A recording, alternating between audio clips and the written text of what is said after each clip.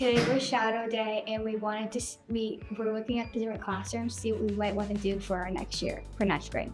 I liked biomed.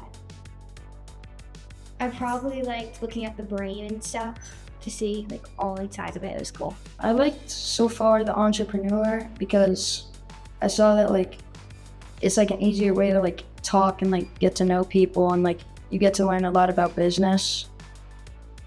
We talked about how like sunk money and like you kind of had us like play a game almost, so that was kind of fun. We went to like all the CTE programs to kind of explore which one we like best.